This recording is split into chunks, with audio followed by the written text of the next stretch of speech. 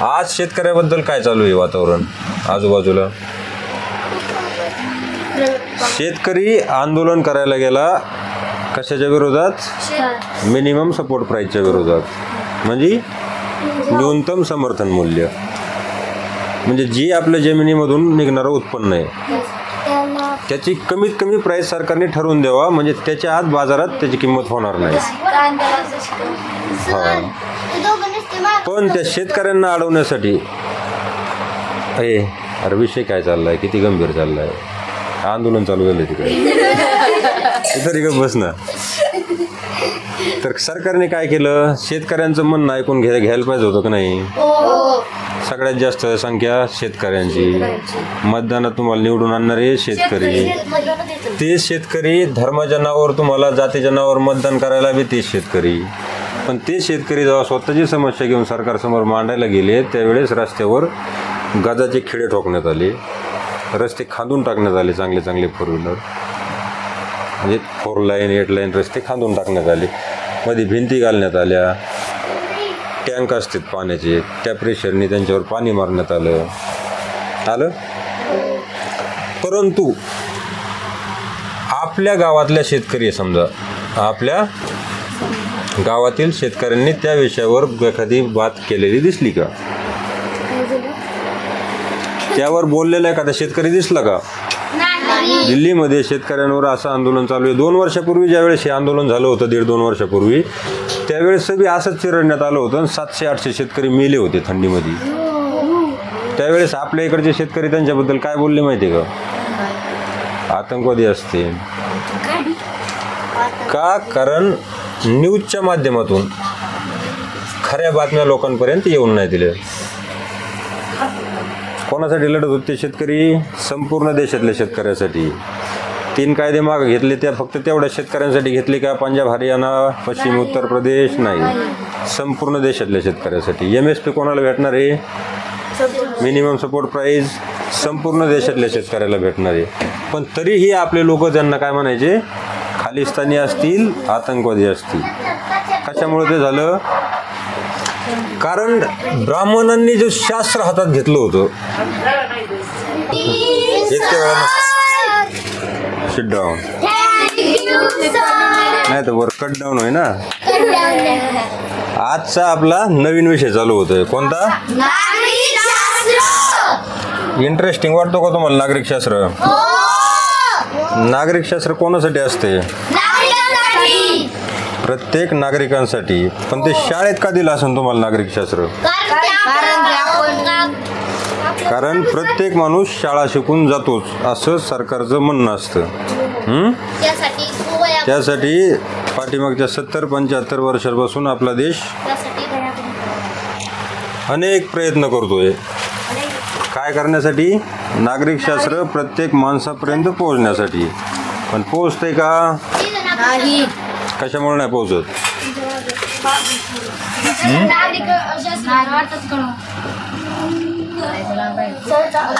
सगळ्यात पहिल्यांदा आता ह्याला तुम्हाला इंटरेस्टिंग जर वाटून घ्यायचं असलं, नागरिकशास्त्र, इतिहास हे जर विषय, तर ह्याच्यामध्ये जेवढं तुम्ही बोलता, जेवढं तुम्ही विचार करायला लागता, त्या सगळ्या गोष्टी विचार करण्याच्या आहेत.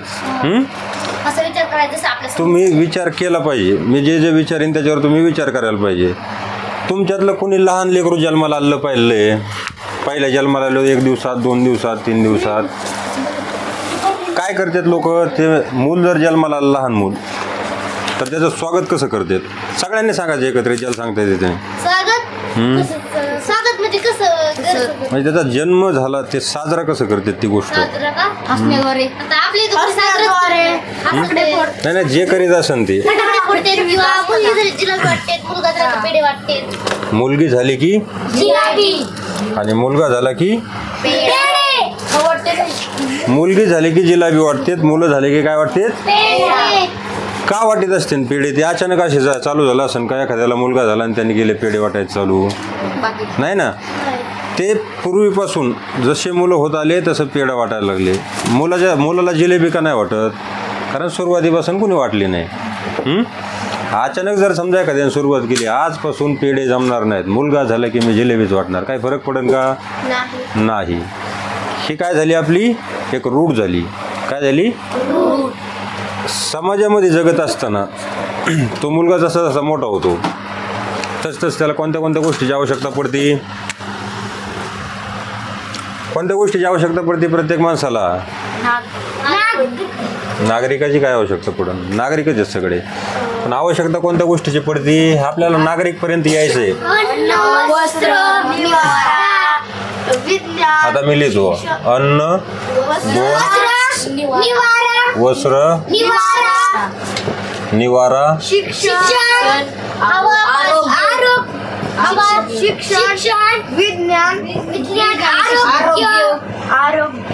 शिक्षण, आरोग्य, आणखी हवं तर अवेलेबलच आहे सगळ्यांना.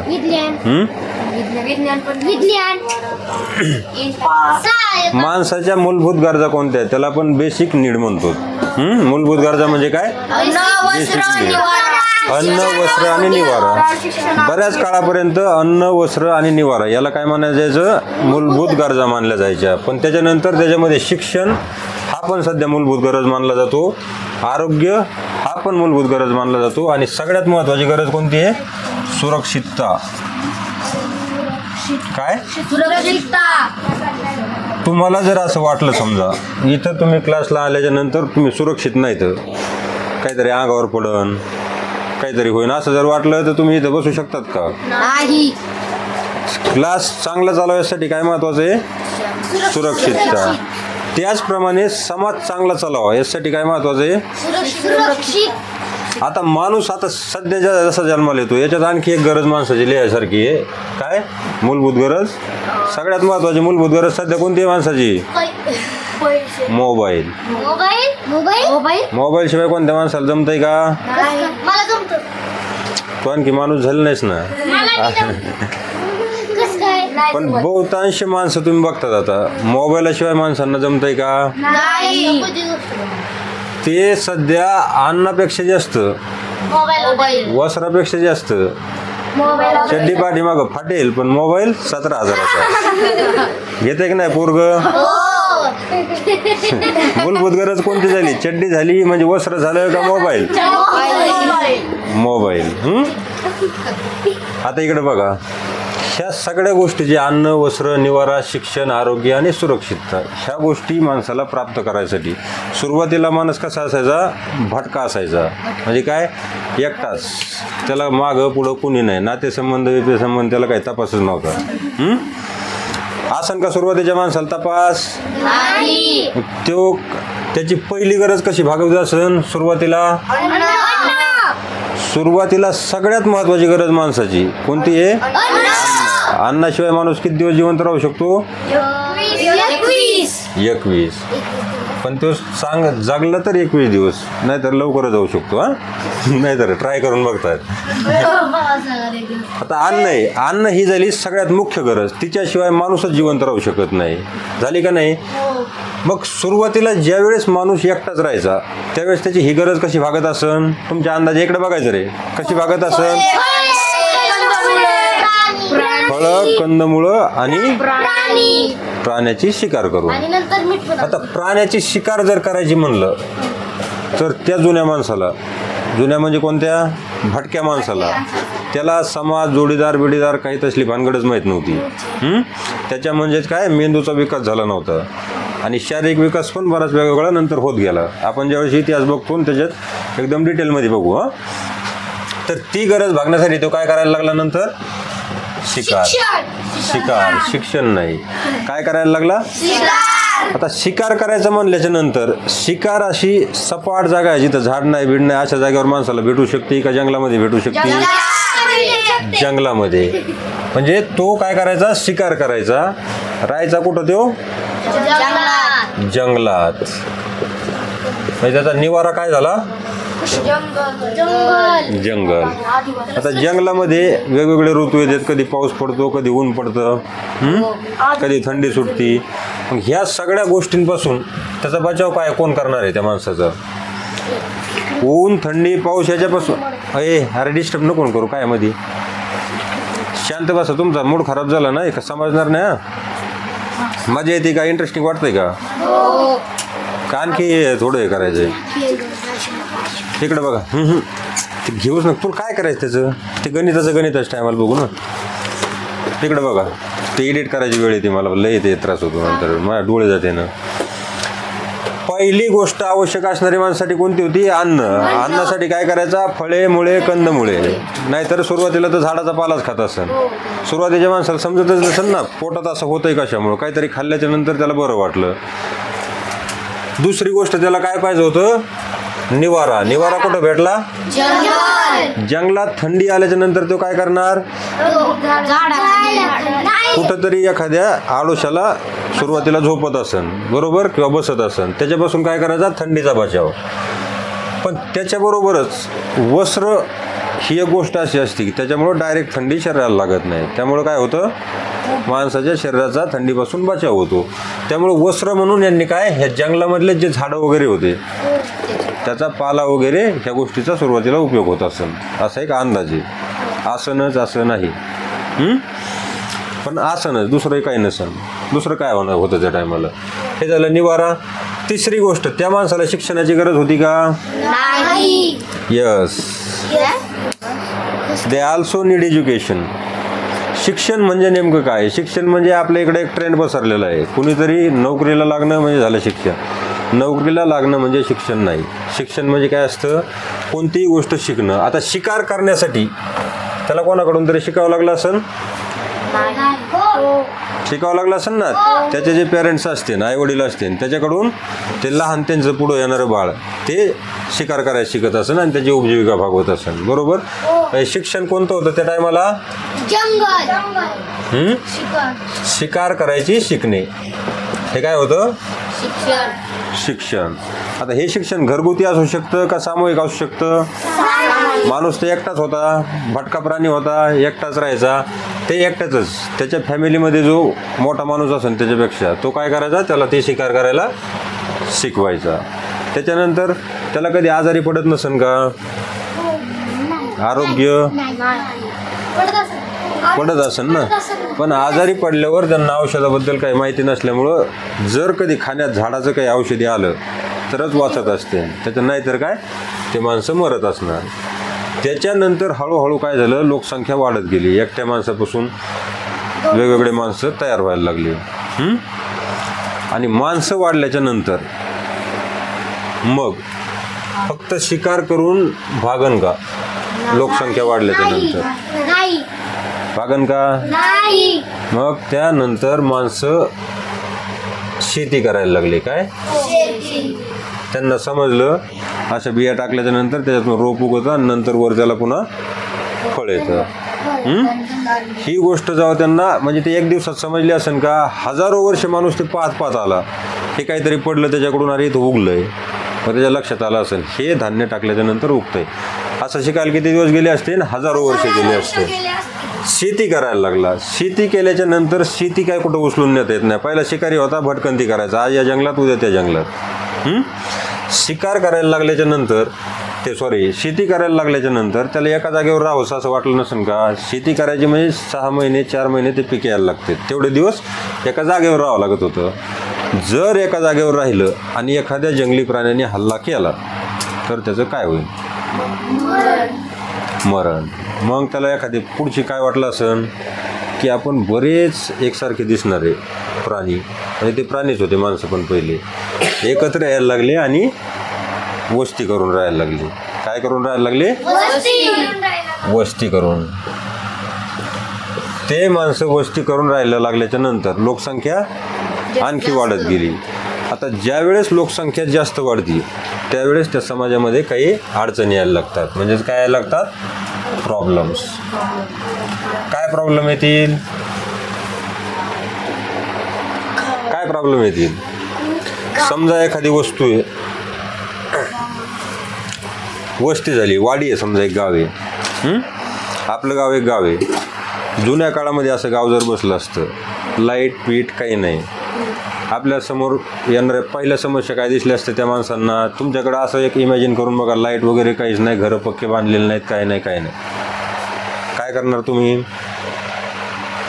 तशा परिस्थितीत असल्याच्या नंतर काय करणार? कारण माणसाच्या परिस्थितीनुसार विचार करण्याची शैलीपासून, माणसाच्या राहणीमानापासून ते त्याच्या धंद्यापर्यंत सगळ्या गोष्टी बदलत असतात परिस्थितीनुसार. बरोबर आहे? कुठं आलो होतो मी? हां, माणसं समजा वस्ती करून राहायला लागले तर काय प्रॉब्लेम्स येतील? प्रत्येक माणूस सारखा असतो का? समजा तू आहेस, तुला माहिती आहे तुझ्यात ह्याच्यापेक्षा जास्त ताकद आहे, बरोबर आहे? ताकद, पॉवर. तर तू काय करशील? चान्स सापडन तेव्हा कुठं आहे, बरोबर? मग अशा गोष्टी समाजामध्ये होऊ शकतात का नाही? समजा ज्या माणसामध्ये धष्टपुष्ट आहे, ताकद थोडी जास्त आहे, तो बाकीच्याला हाणणार नाही का? मग त्या तशा माणसांपासून रोखायचं, हे झालं एक प्रकारचा प्रॉब्लेम. आणखी काय प्रॉब्लेम येऊ शकतात? सामूहिकरित्या सगळे लोक राहतात म्हणजे कुठंतरी त्यांना पिण्याच्या पाण्याची व्यवस्था करावं लागेल. त्याच्यानंतर त्यांच्या अन्नधान्याची व्यवस्था करावं लागेल. संपूर्ण गाव एकाच ठिकाणी राहते म्हणल्यावर सगळेच लोक काय शेती करतील का? नाही. म्हणजे माणसाचे व्यवसाय वेगवेगळे होणार. त्या व्यवसायासाठी आता अन्न, वस्त्र आणि निवारा ह्या पहिल्या झाल्या 3 गरजा. याच्यासाठी माणूस काय करतो? अन्न निर्मिती करण्यासाठी ते झालं जुन्या काळातलं पहिलं. त्याच्यानंतर माणूस आता एका जागेवर आला, शेती करायला लागला. मग अन्नासाठी काय झालं? त्याच जागेवर, शिकारीच जागेवर शेती हा व्यवसाय आला शेती हा व्यवसाय. मग वस्त्र निर्मितीसाठी काय काय केलं असेल माणसांनी? सूतगिरण्या चालू झाल्या. काय चालू झालं?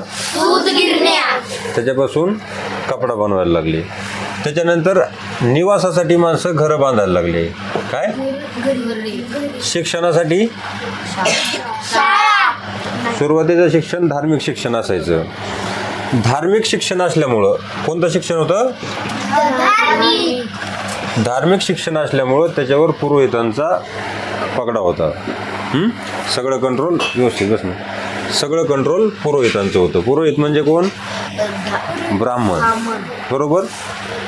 ब्राह्मण शिक्षण धार्मिक असल्यामुळं त्याच्यावर कोणाचा एकाधिकार झाला? ब्राह्मणांचा. त्यांना जाऊ आधी काय म्हणायचे? पुरोहित. काय? पुरोहितांचा. आरोग्य, त्याच्यानंतर आरोग्यासाठी कोण? वैद्य. वैद्य काय झाले? आरोग्य क्षेत्रातील कर्मचारी समजा.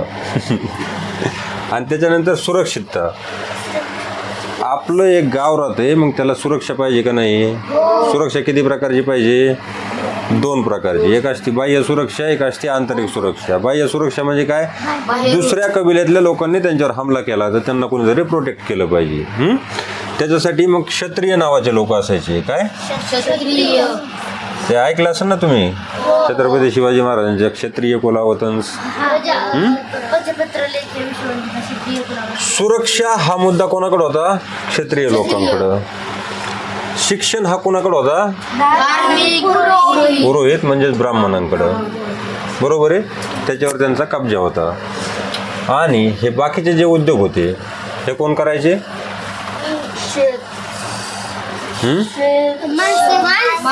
शूद्र. सांगा लवकर. ब्राह्मण, क्षत्रिय, शूद्र आणि वैश्य, बरोबर आहे? आता ह्याच्यामध्ये काय सिस्टम असायची? आता ही कामं मग गावासाठी वस्ती आहे, त्याच्यासाठी आपल्याला कशाची गरज आहे? सुरक्षेची गरज आहे, शिक्षणाची गरज आहे, अन्न, वस्त्र, निवारा या गोष्टींची गरज आहे. मग अन्न, वस्त्र, निवारा ह्या गोष्टींसाठी जे काम करायचे लोक, अन्न, वस्त्र, निवारा हे कुठल्यामध्ये यायचे? वैश्यमध्ये. कुठे यायचे? जे ब्राह्मण शिक्षण द्यायचे ते कशामध्ये यायचे? ते ब्राह्मण. आणि क्षत्रियमध्ये कोण यायचे? जे लढायचे ते. आता इथे एक गंमत बघा, इथे एक गंमत बघा. 2 शब्द येतं. शास्त्र दिसतं व्यवस्थित, आणि शस्त्र. ही गोष्ट कायमची लक्षात ठेवा तुमच्या पूर्ण आयुष्यभर. ह्या दोन गोष्टींनी इतकी ताकद समाजात आतापर्यंत कशानेच निर्माण नाही केली. कशा एवढी? शास्त्र आणि शस्त्र. क्षत्रिय लढायचे, त्यांची वृत्ती लढाऊ होती, त्यामुळे त्यांच्याकडे काय असायचं? शस्त्र. आणि ब्राह्मण यांचा शिक्षणावर एकाधिकार होता जवळजवळ, त्यांच्याकडे काय होते? किती फरक आहे? एका काण्याचा. यांच्याकडे शास्त्र असल्यामुळं यांना सर्वात श्रेष्ठ मानलं जायचं. कोणाला? पण त्यांनी श्रेष्ठ मानलं जायचं, पण का मानलं जात असं कधी विचार केलाय का? ब्राह्मणाला त्यांना शास्त्र आणि त्यांना श्रेष्ठ का मानलं जायचं?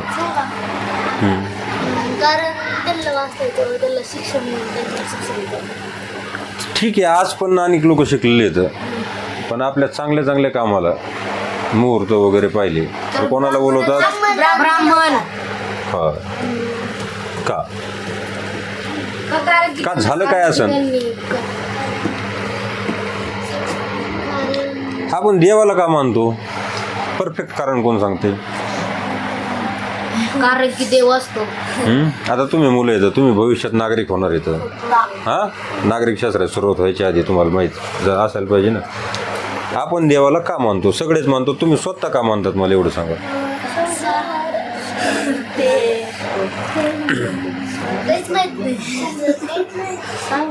मोठ्याने उत्तर दे, काय असेल ते. देवाला का मानतात? कारण देवापासून आपली निर्मिती झाली. ते तुझं मत झालं, प्रूव्ह करू शकते का? देवाला आपण मानतो याच्या मागं सगळ्यात मोठं एकच कारण असतं, भीती. आणि तुम्ही स्वतःला प्रश्न विचारून बघा, देव मला पाप करीन याची जर भीती तुम्हाला वाटली नाही, तुम्ही उद्यापासून देवाला मानणार नाही. तर ब्राह्मणांनी देवाची भीती लोकांच्या मनामध्ये अशी ठासून भरली की आणखी बी निघा नाही. समाज बदलला, संस्कृत्या बदलल्या, म्हणजे आपण देवाला जे मागतो ते आपणच करतो, देव नाही. ती भीती आणखी ते निघूनच देण्यात बाहेर. आलं का लक्षात? आता मेन मुद्द्याकडे या आपल्या. त्याच्यामुळं यांचं होतं शास्त्रावर एकाधिकार आणि शस्त्रावर क्षत्रियांचा एकाधिकार होता. वैश्य त्यांच्यासाठी बिझनेस करायचा. आता जे आपण म्हणतो ना बिझनेसमॅन वगैरे, पण त्यावेळेस बिझनेसमॅनला पैसा नसायचा, ह्यांच्याकडून सगळ्या ह्याच्यातला टॅक्स यांना दोघांना द्यायचं आणि त्या टॅक्सवर त्यांनी जगायचं. ते पण सगळ्यात पॉवरफुल, ताकद बिकत पैसा यांचा. त्यानंतर क्षुद्र वगैरे होते, त्या लोकांचे काय कामं असायची? गावातले जे घाणगुण सगळ्या गोष्टी व्यवस्थित करायच्या, मेलेलं जनावर कुठंतरी नेऊन टाकणे, गटारी साफ करणे, हे कामं सगळे हसायचं नाही. आपण हसतोच ना, ते लाज वाटायला पाहिजे, आणखी तसं चालू आहे. ते बी माणसाचे आहेत ना, जन्माला आल्याच्या नंतर काय असतं का बरोबर? काही करदुरा बिरदुरा काही नाही. अंबानीच्या घराला जन्माला आलं आणि तुमच्या घरी जन्माला आलं सेम असतं. त्यांनी होतं काय फरक? त्याच्यापेक्षा स्मार्ट होऊन एक दिसतोय. आता इकडे बघा, त्याच्या ऐका आता पुढं. पण हे जी व्यवसायांची विभागणी केलेली होती जातीनुसार, हे सगळे कोणत्या धर्मातले आहेत? एकच धर्म सगळ्यांचा सेम आहे का नाही? आता तुम्हाला याच्या पुढचं आणखी एक समजावं म्हणून आणखी एक गोष्ट सांगतो बरं का. नाही ते लागणार आहे आणखी 5 मिनिटं. आपण असतो एक सिंगल माणूस, सिंगल माणूस स्वतः जर सोडलं तर त्याच्यापेक्षा जास्त, समजा स्वतः जर सोडलं तर सगळ्यात जास्त प्रेम कोणावर करीत असतो? स्वतः सोडून द्यायचा, नाही तर कुणी म्हणेन मी स्वतःवरच करतो.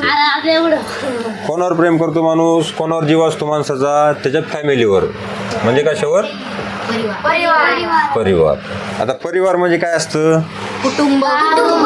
परिवार म्हणजे कुटुंबच असतं, पण त्याच्यात कोण कोण सगळे असतं? आई वडील, भाऊ बहीण, नवरा बायको, आजा आजी, बरोबर, लेकरं. तेव्हा असतो परिवार. बरोबर आहे. परिवाराच्या नंतर माणसाच्या जिव्हाळ्याची गोष्ट काय असते? परिवार जर सोडला त्याच्या पुढची जिव्हाळ्याची गोष्ट काय असती? आता आजकाल माहिती भावकी. काय माशाचा रस्सा? आजकाल पैसा आहे. नाही, ते नाही. पैसा वेगळी गोष्ट राहील. परिवाराच्या नंतर काय असतं? भावकीच्या नंतर आडनाव. कसं होतं सांगा? तुमच्या परिवारात रोज भांडणं असू द्या, पण फक्त भावकीतल्या एखाद्या माणसासंग भांडण चिकटावा हे सगळे ताईत होतेत का? म्हणजे परिवारावर प्रेम असतं.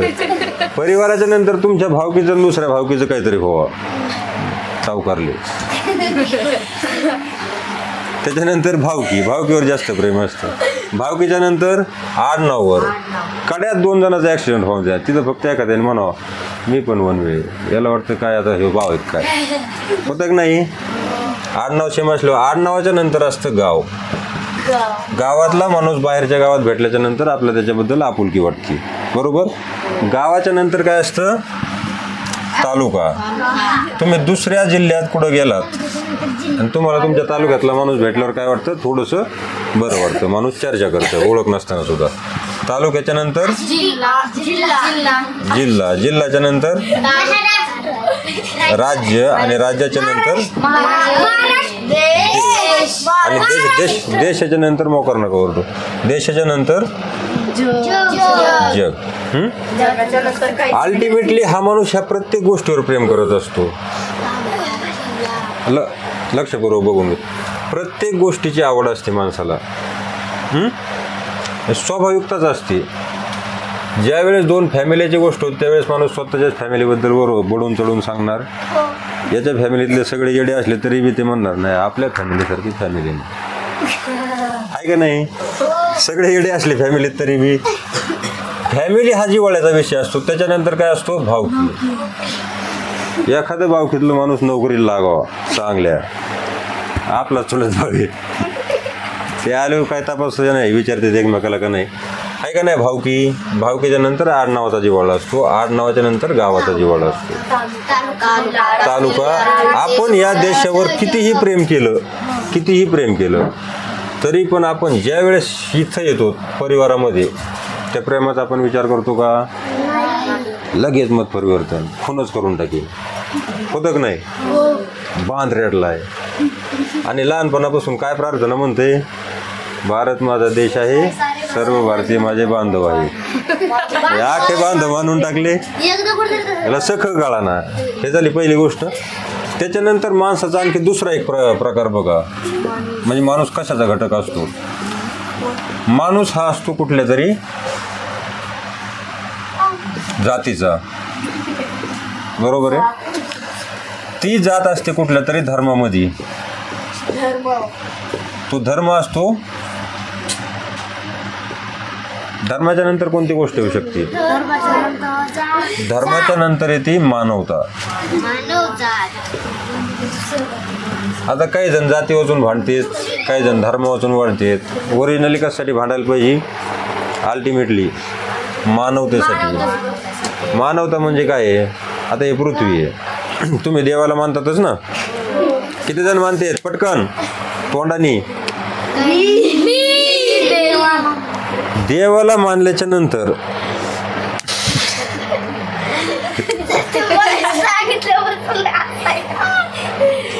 आपले एक संत म्हणून गेले होते, अवघे विश्वची माझे घर.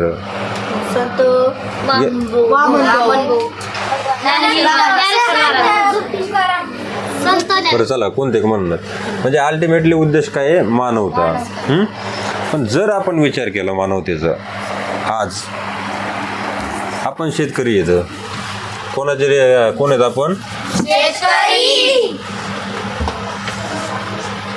ज्या वेळेस आपण कुठल्या तरी जातीचा हिस्सा असतो त्यावेळेस व्यवसाय म्हणून आपण शेती करतो. बरोबर. समजा वंजारी असेल, मराठा असेल, कुठल्याही जातीचा माणूस असेल, तो शेतकरी असू शकतो व्यवसायानुसार. बरोबर. त्याच्यानंतर धर्म आहे कुठला बी, मुस्लिम असो ख्रिश्चन असो, तो पण शेतकरी असू शकतो. बरोबर आहे. त्याचा उपयोग करून त्यांनी स्वतःचा विकास करून घेतला. पण ज्यावेळेस भारताला स्वातंत्र्य भेटलं आणि ह्या पहिल्या ज्या जुन्या रूढी परंपरा आहेत, खूप खराब गोष्टी, त्यापासून समाजाला मुक्त करण्यासाठी संविधानाची निर्मिती करण्यात आली. काय याची? संविधानाची. आणि त्या संविधानानुसार देश चालतो. ज्यावेळेस समाजात अशा अलग अलग गोष्टी घडतात त्यावेळेस त्याचा निवाडा कोण काढतं? म्हणजे कुठल्या तरी एका नियमानुसार चाललं पाहिजे ना. त्या समाजामध्ये काय होईल? असुरक्षा पसरण. बरोबर आहे. समजा एखाद्याला मारणं हा एक गुन्हा आहे असं असल्याच्या नंतर काय होतं? कोणी कोणाला मारणार नाही. पण एखादं मारणं हा संविधानानुसार किंवा एखाद्या कायद्यानुसार जर तो गुन्हा नसला, त्याच्यावर कोणाचा वचक नसला तर काय होणार? ज्याच्यामध्ये ताकद तो कोणाला पण हानीत बसणार. ह्या गोष्टी होत्या का नाही? त्यामुळं गरज कशाची आहे? सगळ्यात जास्त गरज कोणाला आहे? जो सगळ्यात जास्त वीक आहे त्याला काय करतं? संविधान प्रोटेक्ट करतं. आणि त्या संविधानाचंच ज्ञान तुम्हाला, त्या संविधानाचं जे बेसिक ज्ञान आहे जे प्रत्येक नागरिकाला असायला पाहिजे. त्यामुळे त्या विषयाचं नाव काय पडलं? नागरिक शास्त्र. ते शाळेत गेल्यावर फक्त त्याच विद्यार्थ्यांना यावं असं नाही. प्रत्येक नागरिकाला नागरिकशास्त्राचं ज्ञान असायला हवं. मग त्यानंतर तुम्ही सरकारची जिम्मेदारी काय आहे, आपल्या सरपंचाची जिम्मेदारी काय आहे, आपल्या पंचायत समिती सदस्याची जिम्मेदारी काय आहे, एखादा अधिकारी आहे, पोलिसांची जिम्मेदारी काय आहे. नाहीतर पोलीस स्टेशनला गेल्यावर सामान्य माणसाच्या केसेस सहजासहजी घेतात का? कुठल्या तरी नेत्याचं पाठबळ लागतं का नाही? आपल्या घरच्या नाल्या समस्या तुम्ही कधी कधी बघितल्या असत्या. पण जर तुमचा तो घरातला माणूस त्या पोलीस स्टेशनमध्ये संविधान जर वाचून गेला, त्याचा अभ्यास करून जर गेलेला असला ना, तर त्या नेत्याची सुद्धा गरज नाही पडायची. काय होईल? नेत्याची सुद्धा गरज नाही पडायची. कारण नागरिक म्हणून त्याला काय अधिकार आहेत ते त्याला याच्यामुळं काय असणार? माहीत असणार. त्यामुळे नागरिकशास्त्र महत्त्वाचं आहे का नाही? नागरिकशास्त्र तुम्हाला परफेक्ट नागरिक बनवतं, परिपक्व नागरिक बनवतं, तुम्हाला क्षमतावान नागरिक बनवतं.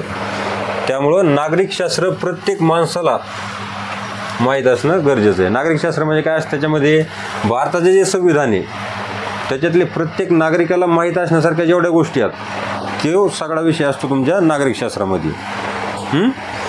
आणि ज्यावेळेस तुम्हाला संविधान माहीत असेल त्यावेळेस तुम्हाला कळतं की संविधानापेक्षा मोठं कोणीच नाही, भले कितीही कोणी ओरडलं तरी. त्यामुळं सदृढ नागरिक बनण्यासाठी नागरिकशास्त्राचा अभ्यास करायचा आहे. आलो का नागरिकशास्त्रापर्यंत? समाजाचा विकास बघितला आपण. आता समाज म्हणजे काय हा प्रश्न पुढं. तर संविधानाचा उपयोग सांगितला का नाही मी कशासाठी आहे? ते शास्त्र प्रत्येक माणसाच्या हातात दिलं, फक्त ब्राह्मणांनाच अधिकार आहे ह्या गोष्टी संपून गेल्या. अगोदरच संपल्या होत्या. ज्यावेळेस स्वातंत्र्यासाठी लोक लढत होते. कोण लढलं स्वातंत्र्यासाठी?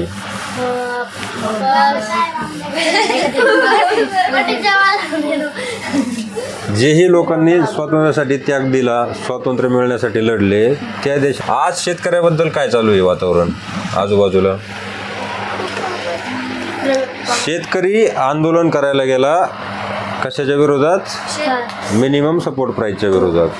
म्हणजे न्यूनतम समर्थन मूल्य, म्हणजे जी आपल्या जमिनीमधून निघणारं उत्पन्न आहे त्याची कमीत कमी प्राईस सरकारने ठरवून द्यावा, म्हणजे त्याच्या आत बाजारात त्याची किंमत होणार नाही. पण त्या शेतकऱ्यांना अडवण्यासाठी अरे विषय काय चाललाय? किती गंभीर चाललाय? आंदोलन चालू झालं तिकडे तरी का बस ना. तर सरकारने काय केलं? शेतकऱ्यांचं म्हणणं ऐकून घ्यायला पाहिजे होतं का नाही? सगळ्यात जास्त संख्या शेतकऱ्यांची. मतदानात तुम्हाला निवडून आणणारे शेतकरी. ते शेतकरी धर्माच्या नावावर, तुम्हाला जातीच्या नावावर मतदान करायला बी ते शेतकरी. पण ते शेतकरी जेव्हा स्वतःची समस्या घेऊन सरकारसमोर मांडायला गेले त्यावेळेस रस्त्यावर गजाचे खिळे ठोकण्यात आले, रस्ते खांदून टाकण्यात आले. चांगले चांगले 4 व्हीलर म्हणजे 4 लाईन 8 लाईन रस्ते खांदून टाकण्यात आले. मध्ये भिंती घालण्यात आल्या. टँक असतात पाण्याचे, त्या प्रेशरने त्यांच्यावर पाणी मारण्यात आलं. परंतु आपल्या गावातल्या शेतकरी, समजा आपल्या गावातील शेतकऱ्यांनी त्या विषयावर एखादी बात केलेली दिसली का? त्यावर बोललेला एखादा शेतकरी दिसला का? दिल्लीमध्ये शेतकऱ्यांवर असं आंदोलन चालू आहे. 2 वर्षापूर्वी ज्यावेळेस हे आंदोलन झालं होतं, 1.5-2 वर्षापूर्वी, त्यावेळेस बी असंच चिरडण्यात आलं होतं. 700-800 शेतकरी मेले होते थंडीमध्ये. त्यावेळेस आपल्या इकडचे शेतकरी त्यांच्याबद्दल काय बोलले माहिती आहे का? आतंकवादी असते का? कारण न्यूजच्या माध्यमातून खऱ्या बातम्या लोकांपर्यंत येऊन नाही दिल्या. कोणासाठी लढत होते शेतकरी? संपूर्ण देशातल्या शेतकऱ्यासाठी. 3 कायदे मागे घेतले, त्या फक्त तेवढ्या शेतकऱ्यांसाठी घेतले का? पंजाब, हरियाणा, पश्चिम उत्तर प्रदेश? नाही, संपूर्ण देशातल्या शेतकऱ्यासाठी. MSP कोणाला भेटणार आहे? मिनिमम सपोर्ट प्राईस संपूर्ण देशातल्या शेतकऱ्याला भेटणार आहे. पण तरीही आपले लोक त्यांना काय म्हणायचे? खालिस्तानी असतील, आतंकवादी असतील. कशामुळे ते झालं? कारण ब्राह्मणांनी जे शास्त्र हातात घेतलं होतं, भारत आपला संविधानातून दिसतो. संविधानात बऱ्याच गोष्टी अशा येतात की त्या लागू जर केल्या तर आपला देश एकदम सुंदर आणि संस्कारी बनू शकतो, डबल. आणि त्या संविधानाच्या विरोधात मोबाईलवर तुमच्या काही बी येतं का नाही? तरीही काही व्हाय नाही. त्याचं कारण काय? कारण लोकांना ते ॲक्च्युली संविधान काय माहीतच नाही. तुला जर माहीत असलं की ते आलं खोटं आहे, तू पुढं फॉरवर्ड करणार आहेस का? मग असे मोकार फॉरवर्ड करणाऱ्यांमुळं ते आपल्या देशात सुद्धा नुकसान करतात, त्यांना कळत नाही. नुकसानच नाही तर काय. खोट्या गोष्टी पुढं पसरणं म्हणजे काय होतं? खऱ्या गोष्टीवर पडदा टाकणं. तर माणसाचा विकास असतो तो कोणत्या गोष्टी होतो? मी सांगितलं, अन्न, वस्त्र, निवारा, शिक्षण आणि आरोग्य. या सगळ्या गोष्टींमध्ये जसं जसं डेव्हलपमेंट होत चालन, म्हणजे जसं जसं तुम्हाला त्या सुविधा लवकर लवकर भेटत चालत्या, तसं तसं काय झालं म्हणायचं? माणसाचा विकास होत होत गेला. बरोबर आहे का नाही? तुम्हाला पोटभर अन्न जर खायला नसलं तर त्याचा परिणाम कशावर होणार? तुमच्या आरोग्यावर होणार. तुम्ही टपटप आजारी पडत राहणार. आजारी पडल्याच्या नंतर जास्त लोक जर बरोबरच आजारी पडायला लागले, कोरोना काळात कसं झालं होतं, मग काय होतं? मृत्यूची संख्या वाढते. समाजात का बेसिक गोष्टी. मग शेवटी समाज म्हणजे काय? लास्ट क्वेश्चन आहे. समाज म्हणजे आतापर्यंत वाचल्याच्यावर काय लक्षात आलंय?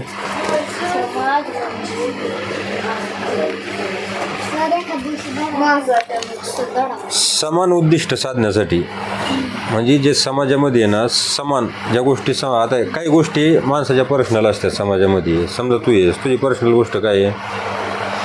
तू आज काय खायचं हे तुझी पर्सनल गोष्ट आहे. पण तुझ्या परिसरात जे उगतं तेच तुम्हाला खावं लागेल. हे कशामुळे? आपल्या समाजामुळे. समाज म्हणजे काय? समान उद्दिष्टांची पूर्तता करण्यासाठी एकत्र आलेल्या लोकांच्या समूहाला काय म्हणायचं? समाज. काय म्हणायचं? आणि समाजाचा विकास कशाने होतो? अन्न,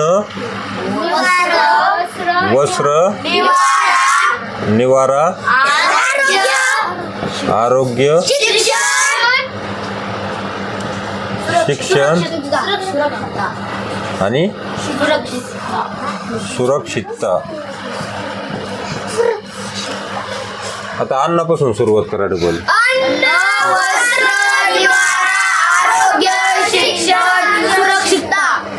ते अन्न ही गरज आहे. ते कोण भागवतं? हा शेती व्यवसाय. शेती व्यवसाय किंवा समुद्रातून जे मासे वगैरे काढतात हे, त्याला पण आपण काय म्हणतो? अन्न. वस्त्र. आता मोठमोठ्या कंपन्या आल्या तर मग त्यांना ते कसं चाललं पाहिजे सिस्टम, कंपन्या कसं काम करतात. आता कंपन्याचा तोटा किती होतो तुम्हाला माहिती आहे का? कितीतरी टन धूर डेली बाहेर पडतो. कशामध्ये? हवेत. आणि हवेतला ऑक्सिजन वगैरे आपलं घ्यायला काय होती? तकलीफ. त्याच्यामुळं कॅन्सरचे पेशंट फार मोठ्या प्रमाणावर वाढायला लागलेत मोठमोठ्या शहरांमध्ये. मग हवा सुरक्षित ठेवणं हे कोणाचं काम आहे? आणि त्या कंपनीवर नियंत्रण ठेवायचं काम कोणाचं आहे? थोडक्यात म्हणजे प्रशासनाचं, म्हणजे सरकारचं. बरोबर. हवा कोण खराब करतात? कंपन्या. त्यांना परमिशन कोण देतं? सरकार. कशानुसार चालतं? संविधानानुसार. कशानुसार? आणि संविधान सांगतं की लोकांना सुरक्षित आयुष्य जगण्याचा अधिकार आहे, निरोगी आयुष्य जगण्याचा अधिकार आहे, असं काय सांगतं संविधान. आरोग्य. आता ह्या धुरामुळं कॅन्सर झाला माणसाला, ते धूर करणाऱ्याची सगळ्यांची निर्मिती संविधानानेच केली आणि धूर घेणाऱ्याला पण हक्क संविधानानेच दिले, सुरक्षित आयुष्य, निरोगी आयुष्य जगावं.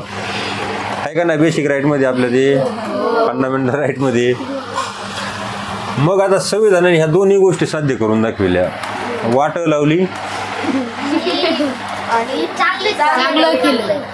चांगलं केलं. मग आता याच्यामध्ये फॉल्ट कायचं आहे? असं झालं कसं? हा माझा क्वेश्चन आहे, विचार करून सांगायचं. ह्या सगळ्यांमध्ये सगळ्यात मोठा फॉल्ट आहे नागरिकांचा. नागरिक जोपर्यंत सतर्क नाहीत तोपर्यंत ह्या गोष्टी होतच राहणार. हजदेव जंगल माहिती आहे का तुम्हाला? हजदेव जंगलामध्ये हजारो झाडं कापले जातात डेली. अडाणीला ती जमीन सरकारने देऊन टाकली. कशाला? तिथं काहीतरी नवीन बिझनेस चालू करायला. काही फॅक्टरी लागते आणि काही होईल, किंवा खनिज काढते बाहेर. दिल्याच्या नंतर त्यांनी सपासप झाडं कापायला चालू केली. पण आपल्या इकडं सरकारच याच्यासाठी काय करतंय? झाडे लावूया, झाडे जगूया स्कीम चालवतंय. त्याच्यावर किती खर्च होतो? हजारो कोटी रुपये त्या स्कीमवर खर्च होतो.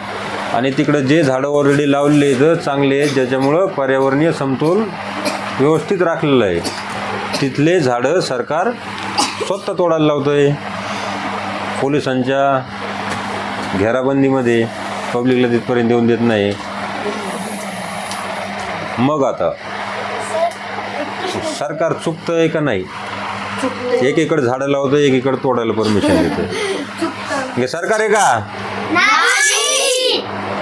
सरकारच येते. ते कशामुळे होत्या सगळ्या गोष्टी? नागरिक जोपर्यंत सतर्क होत नाही. आता नागरिक सतर्क कसा होणार? ज्यावेळेस त्याला संविधानाची किमान नागरिक शास्त्राची तरी माहिती होईल. आणि नागरिक शास्त्राची माहिती आता होईल का लोकांना? आता या इलेक्शनपर्यंत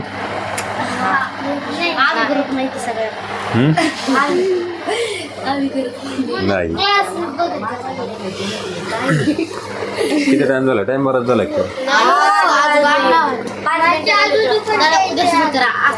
नाही, धडा संपला पहिला. हा मगच संपलं. मग बाकीचे गप्पा कोण आणते? हेच होतं ना धड्यात.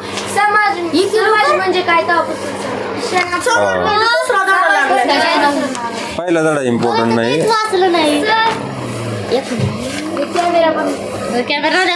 आता पुढच्या समाजातील विविधता आपला